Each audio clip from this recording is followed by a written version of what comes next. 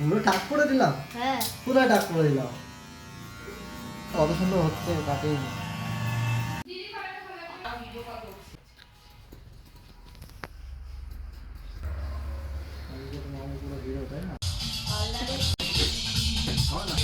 তাকাও তুমিও।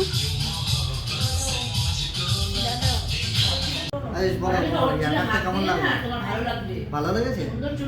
পছন্দ হয়েছে? সত্যি? একটু থামস আপ দেখিয়ে দাও, ভালো করে মামুকে দেখিয়ে দাও।